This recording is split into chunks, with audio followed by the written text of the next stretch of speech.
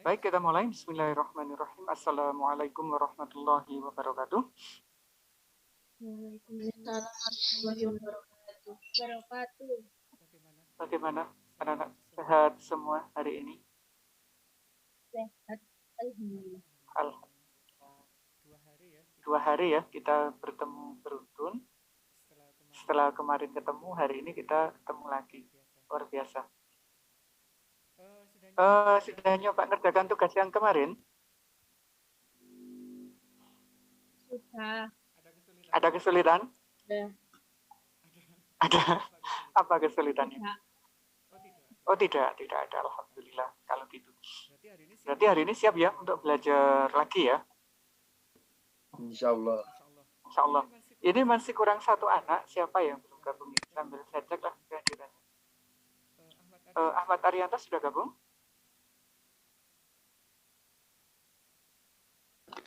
Sudah. Ahmad Amar? Hadir, Mister. Amare?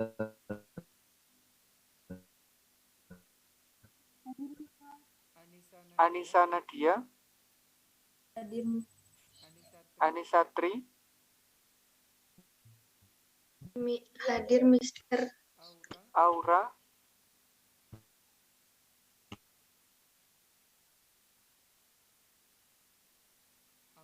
Aura? Bilang. Krisnanda? Dewi Retno? Hadir, Mister. Diova?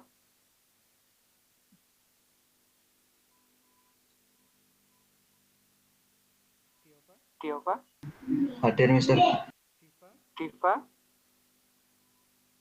Hadir, Mister. Sikri? Hadir, Mister. Enrico? Hadir, Mister. Felicia? Hadir, Mister. Helmi Yahya? Hadir, Mister. Jihan? Hadir, Mister. Marelda? Hadir, Mister. Muhammad Syifaun? Hadir, Mister. Muhammad Akmal? Hadir, Mister. Muhammad Kautsar? Hadir, Mister. Muhammad Mirza? Hadir, Mister. Rizky? Muhammad Rizky? Hadir, Mister. Muhammad Syafli? Hadir, Mister. Nafiza? Hadir, Mister. Nail Izas?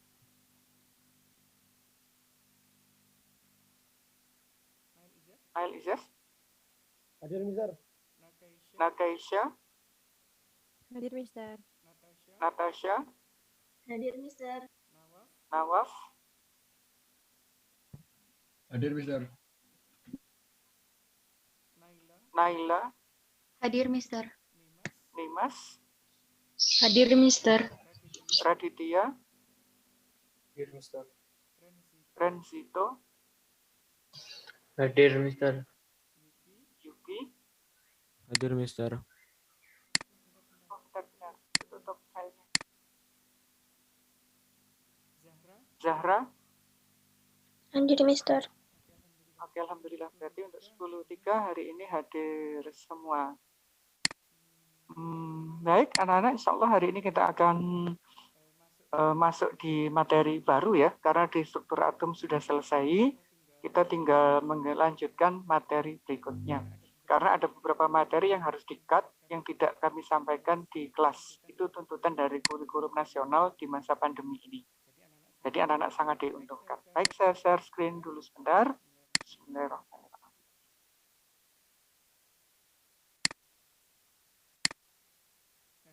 Nah, kita akan masuk di bab yang ketiga untuk hari ini. Modul sudah saya upload di Google Classroom. Terus tugasnya juga sudah masuk di Google Classroom. Hari ini sangat simple. Anak-anak selesaikan dalam waktu 5 menit aja bisa untuk tugasnya itu. Untuk di sistem periodik unsur ada 2 sub materi yang kita pelajari. Yang pertama adalah perkembangan sistem periodik unsur. Yang kedua adalah sifat periodik unsur. Sedangkan untuk materi yang pertama di perkembangan sistem periodik unsur ini bukan materi wajib. Jadi anak-anak bisa baca sendiri di rumah, bisa akses di modul gitu. Yang materi wajibnya adalah mengenai sifat unsur dalam sifat periodik unsur. Bagian yang kedua. Baik, sekilas saja kita akan bahas yang pertama. Perkembangan sistem periodik unsur itu ada yang sebelum modern dan saat modern. Perkembangannya ini, yang pertama dari unsur-unsur yang ditemukan dikelompokkan berdasarkan sifat logam dan non-logam, kemudian dikelompokkan oleh Lavoisier, ada Triad de Bruyne, Octave Newlands, Mendeleev hingga Lothermeyer. Lothermeyer inilah yang mengawali terbentuknya sistem periodik modern.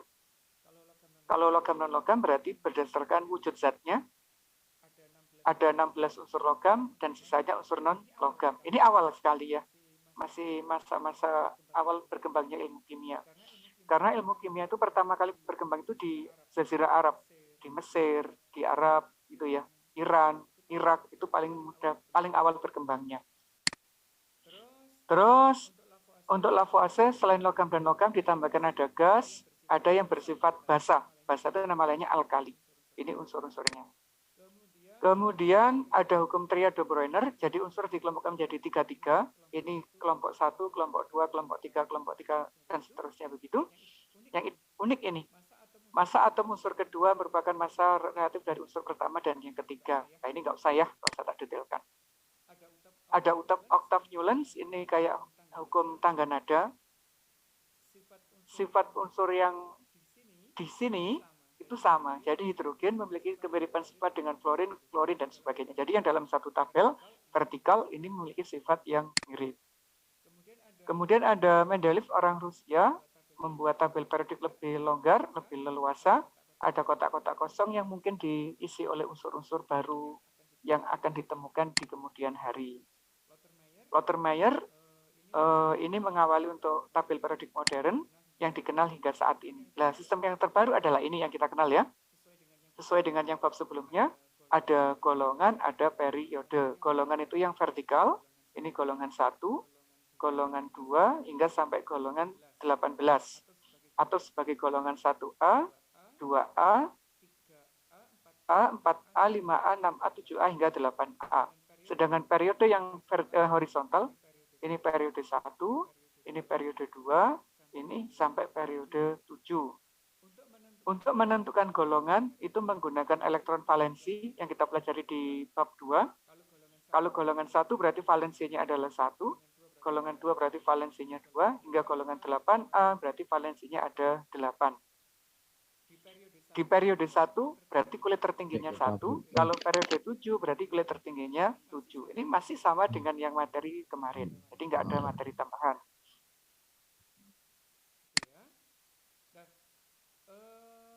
Anak-anak juga sudah kenal ada golongan, ada periode, ada konfigurasi elektron, ini sudah semuanya. Ada golongan utama, ada golongan transisi kemarin. Kemudian ada, ini penyebutan golongan ya. Golongan 1A ada alkali, hingga golongan 8A gas mulia sebutannya. Anggotanya ini di modul juga sudah ada, anak-anak nggak perlu ngakses ini, sudah ada semuanya. Sedangkan untuk periode, itu ada periode 1 sampai periode 7 berdasarkan kulit atom. Ini juga nggak begitu masalah kayak kemarin. Dasarnya adalah di konfigurasi elektron. Nutup sendiri filenya, bentar.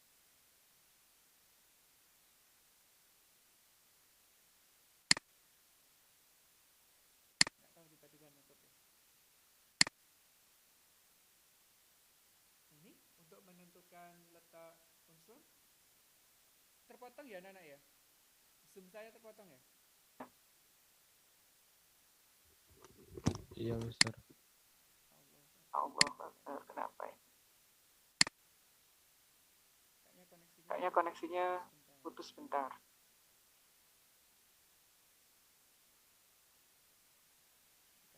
Kita tadi sampai di halaman.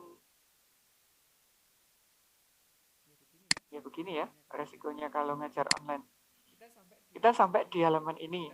Nah, Di halaman ini adalah review materi pertemuan minggu lalu, anak-anak ya, sebelum PTS itu, yaitu bagaimana memprediksi letak unsur di dalam tabel periodik. Setelah kita konfigurasi, kita bisa menentukan golongan maupun periode. Golongan itu dari jumlah elektron valensinya, sedangkan periode adalah dari kulit yang tertinggi.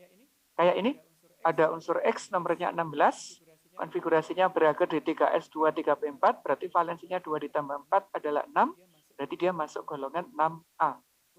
Kulit tertingginya 3, masuk di periode 3. Nah, gampang sekali. Kalau nomornya 46, berakhir di 4S2, 5S2, 4D8, jumlah ini ada 10, berarti masuk golongan 8B. Kulit tertingginya adalah 5, berarti dia masuk di periode 5. Nah, mudah. Ini sudah kayak yang pertemuan selanjutnya sebelumnya. Untuk materi yang hari ini, saya ingin fokus di ini, di bagian yang kedua, yaitu masalah sifat unsur dan sifat periodik unsur. Ada 3 sub materi, yaitu mengenai sifat unsur itu sendiri, kemudian ada massa atom relatif, dan sifat periodik unsur. Masuk satu-satu ya.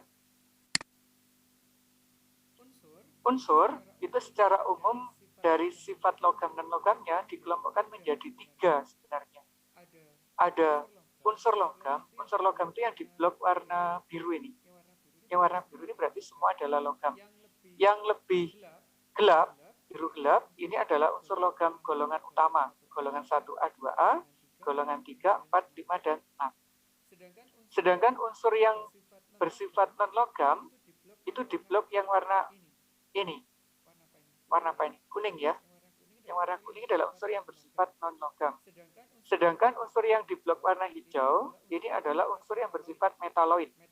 Metaloid itu peralihan. Jadi sifatnya di antara logam dan non-logam. Sifatnya nggak jelas gitu. Kalau dia ketemu logam, dia sebagai non-logam. Kalau ketemu logam, dia bersifat sebagai logam. Itu adalah ciri-ciri dari unsur metaloid. Ada sedikit kok.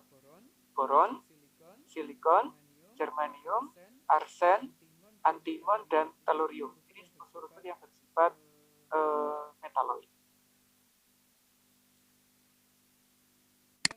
Yang kedua, wujudnya. Untuk unsur, itu wujudnya ada 3. Ada yang berwujud padat, yang di blok warna abu-abu, ini adalah semua unsur yang berwujud padat. Yang di blok warna ungu, ini adalah yang berwujud gas, sedangkan yang di blok hijau adalah unsur yang berwujud cair. Jadi sangat sedikit unsur yang berwujud cair, yaitu bromin dan raksa. Bromin itu benar-benar cair, raksa itu logam yang berwujud cair. Untuk pengenalan aja, ini tidak begitu urgent materi. Kemudian untuk kemiripan sifat, golongan 1A itu semuanya bersifat logam. Reaktif terhadap air, saya punya videonya ini. Reaktivitasnya dengan air. Kalau golongan 2 juga semuanya bersifat logam, juga reaktif terhadap air. Kalau 7A itu bersifat non-logam, dia bersifat racun, memiliki warna yang spesifik, berbentuk dalam molekul diatomik. Kalau golongan 8A murni bersifat non-logam dan bersifat monoatomik. Jadi unsur itu ada yang monoatomik, ada diatomik, dan poliatomik.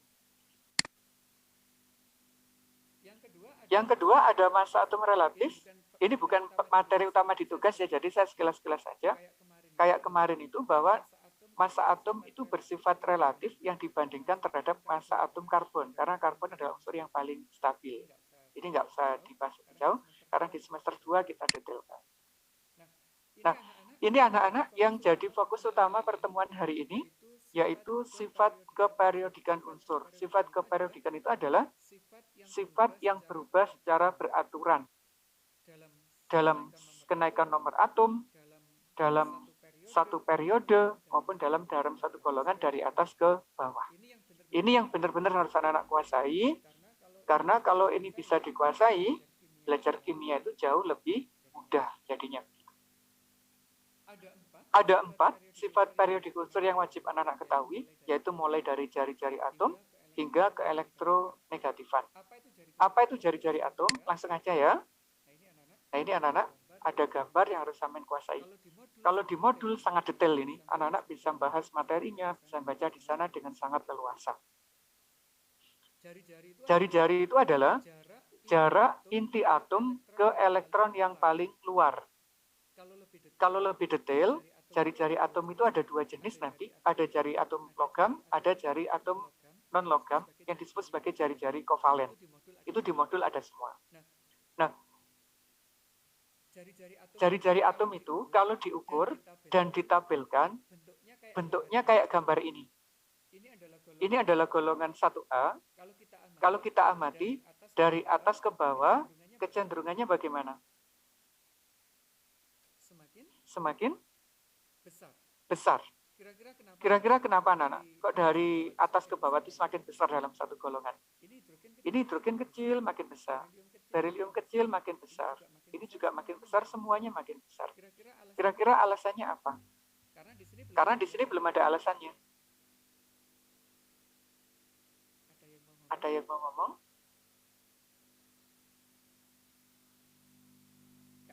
Nggak ada.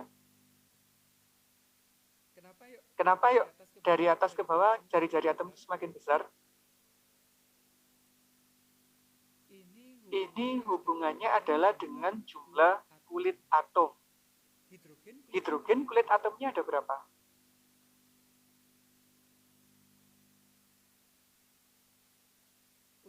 Untuk tahunya dari mana? Dari periodenya. Hidrogen di periode berapa?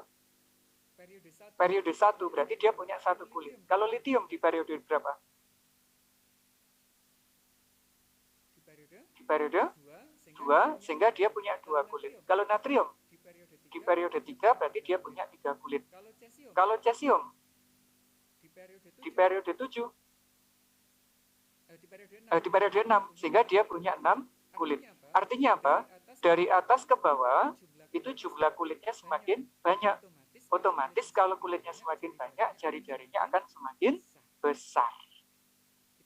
Itu ya alasannya ya.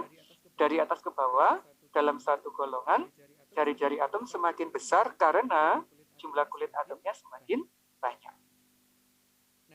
Nah, sekarang bagaimana kalau dalam satu periode, ini kan makin kecil ya, periode itu dari kiri ke kanan. Litium sampai ke neon, ini cenderung untuk mengecil. Cesium sampai ke radon, ini juga semakin kecil. Kira-kira alasannya apa? Karena nanti ditugas kayak gini, harus mencari alasannya. Alasannya adalah, misalkan di periode 7, ini kan jumlah kulitnya sama. CS kulitnya ada 7, Rn juga kulitnya ada 7. Bagaimana dengan nomor atomnya? Nomor atomnya dari kiri ke kanan itu semakin besar. Kalau semakin besar nomor atom, itu berarti protonnya semakin banyak. Proton itu bermuatan positif. Sehingga, jika jumlah protonnya semakin banyak, kemampuan untuk menarik elektron terluarnya semakin besar. Akibatnya, jari-jarinya akan mengecil. Itu ya alasannya ya. Dari kiri ke kanan, jari-jari atomnya semakin kecil karena jumlah protonnya semakin banyak, gaya tarik intinya makin kuat, sehingga jari-jarinya semakin mendekati inti atom. Mendekati inti atom, artinya jari-jarinya semakin mengecil. Itu penjelasannya. Bisa dipahami untuk konsep jari-jari dan sifat periodiknya? Bisa, Mister. Alhamdulillah, nggak ada masalah ya. Karena nanti di latihan soal saya suruh bandingkan. Misalkan ini, mengapa jari-jari litium lebih besar dari berilium? Penjelasannya gimana?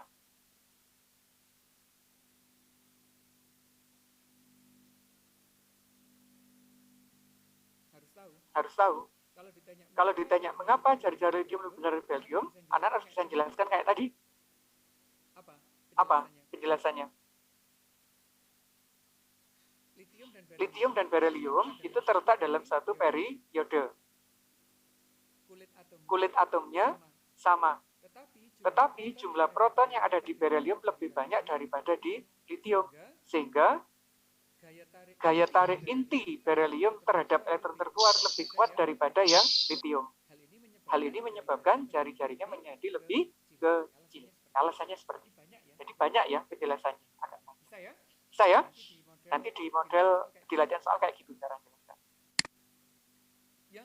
Yang kedua, ada energi ionisasi. Anak-anak harus mulai paham ini.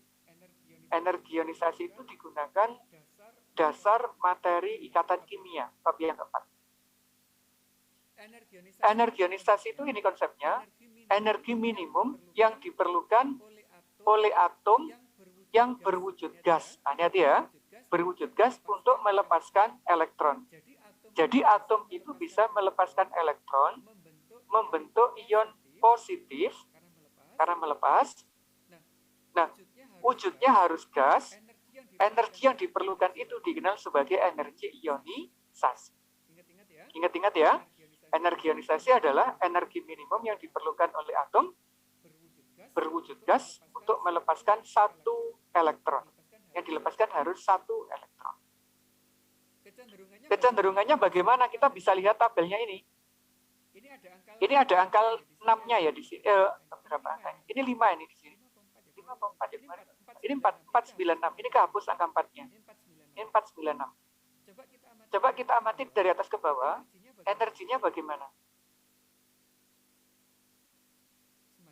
Semakin Mengecil. kecil. Jadi energi ionisasi dalam satu golongan dari atas ke bawah itu semakin kecil. Kenapa semakin kecil? Menjelaskannya adalah berhubungan dengan jari-jari atom. Dari atas ke bawah tadi, jari-jari atomnya kan semakin besar gitu ya. Berarti jarak inti atom dengan elektron yang paling luar itu semakin jauh. Jarak atomnya semakin jauh. Jarak elektronnya semakin jauh. Berarti untuk melepas elektron yang paling jauh, yang paling luar itu mudah atau sulit kira-kira?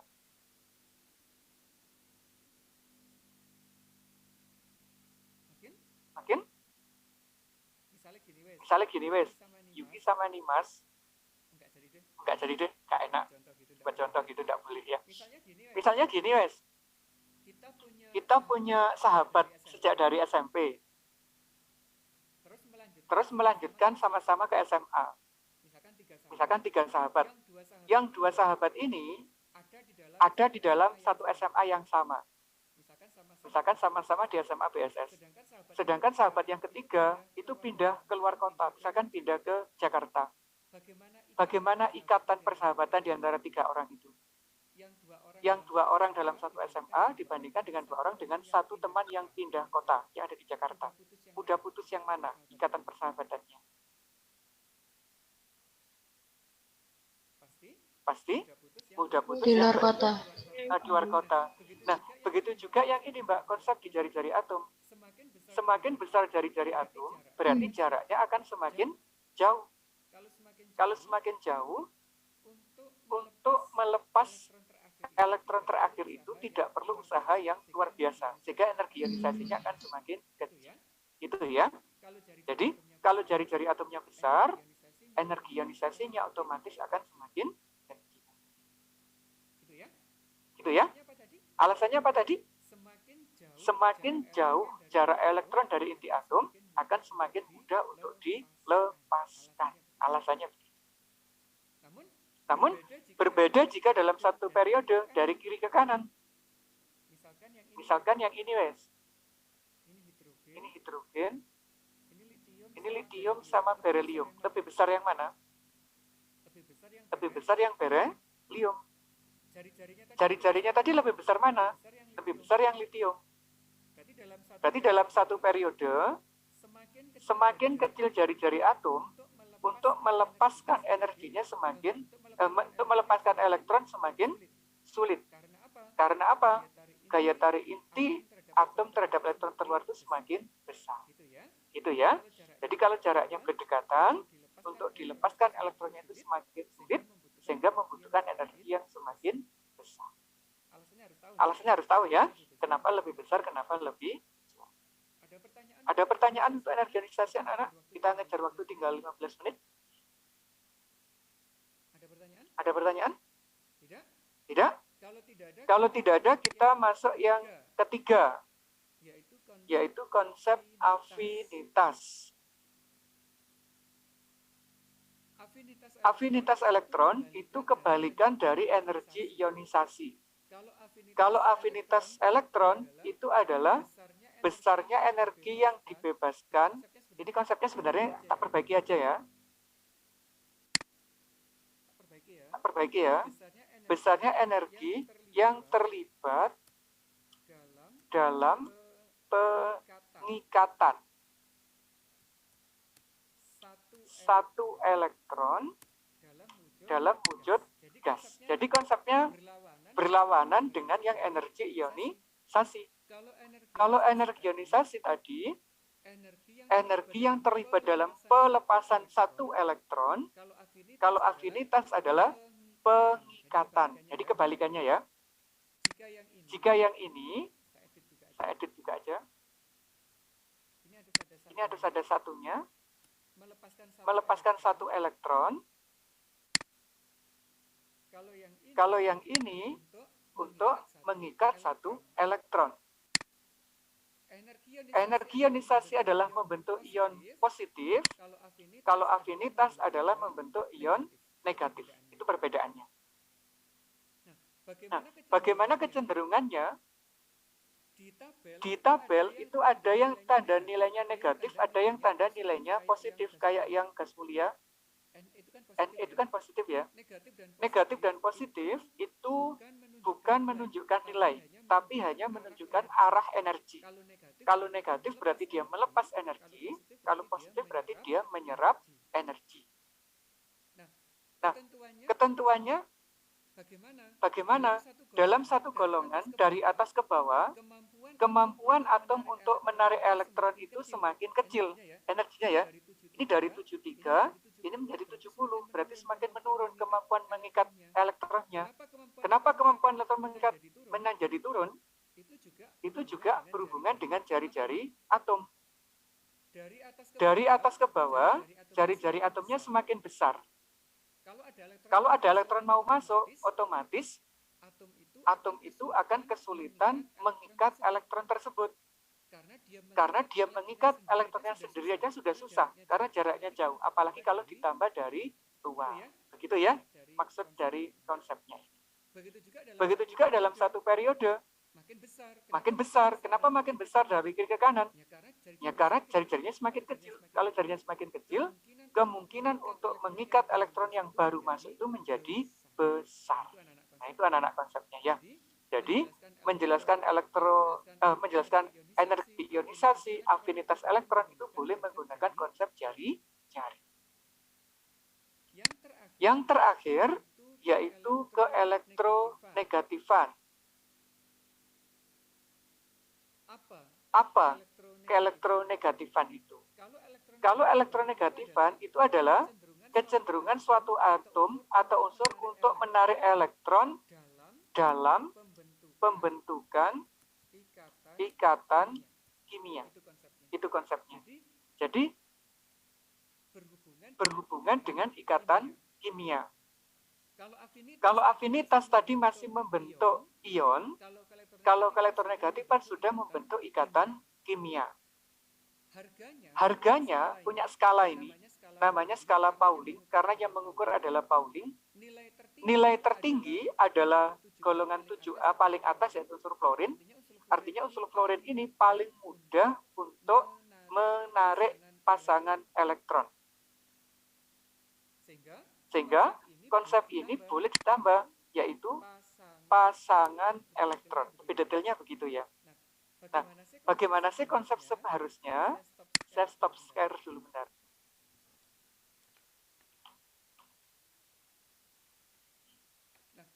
Nah, atom saat berikatan kimia, elektronnya itu sebarannya ada beberapa kemungkinan. Saya share di HP aja ya, biar anak bisa langsung paham. Misalnya ada unsur A, ada unsur B. Kalau dia berikatan, ada 3 model posisi elektronnya, elektron ikatannya. Elektronnya ada di tengah-tengah, ada yang mendekati A, dua-duanya, ada yang mendekati B, dua-duanya. Artinya apa? Gambar yang pertama ini, kemampuan atom A dan atom B dalam menarik elektron adalah sama.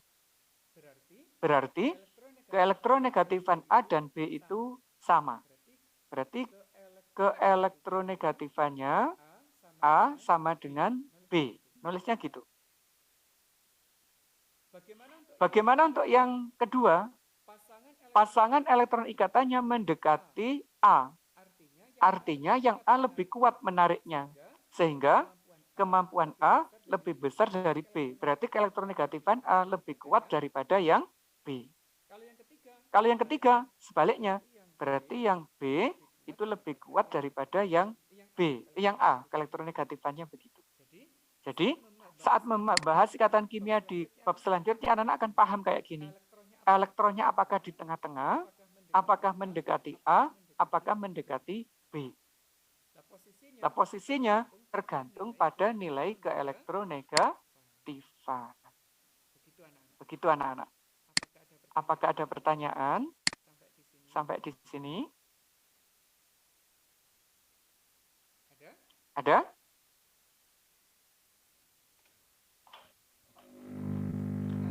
Kalau nggak ada pertanyaan, berarti pertemuan hari ini sudah selesai. Cuma gini aja. Konsep dasarnya, terus aplikasinya baru nanti di bab ikatan kimia. Ada pertanyaan?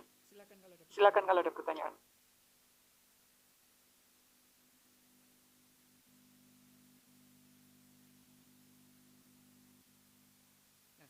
Nah, kalau mungkin kecenderungannya, sama ya kecenderungannya ya. Dari atas ke bawah makin kecil, dari kiri ke kanan semakin besar. Ini juga berhubungan dengan jari-jari atom tadi. Semakin besar jari-jari atom berarti semakin sulit menarik pasangan elektron ikatan. Semakin kecil jari-jari atom berarti makin mudah menarik pasangan elektron ikatan. Sehingga harganya makin besar. Konsepnya gitu aja. Semua hubungkan dengan jari-jari atom menjelaskannya. Kalau di modul, ini lebih luar biasa penjelasannya. Tidak hanya atom, sampai ion juga saya bahas itu. Detailnya. Nah ini ada ion positif dan ion negatif. Dibaca ya nanti ya. Ada titik lebur, terus ada ini dan sebagainya. Semuanya ada datanya. Baik, mungkin ini kalau nggak ada pertanyaan untuk pertemuan hari ini, insya Allah cukup. Segera akses Google Classroom-nya, karena butuh waktu sekitar 20 menit untuk menyelesaikan tugas yang hari ini. Agak lama menyelesaikan. 5 soal kok. Cukup ya? Gak ada pertanyaan lagi ya? Yo, Arek. Mister. Insya Allah nggak ada ya? Baik. Bentar. Kok kacau. Baik, kalau nggak ada pertanyaan, insya Allah hari ini cukup. Kita lanjutkan minggu depan. Insya Allah sudah masuk di bab ikatan kimia. Inti dari kimia di semester 1. Terima kasih. Assalamualaikum warahmatullahi wabarakatuh.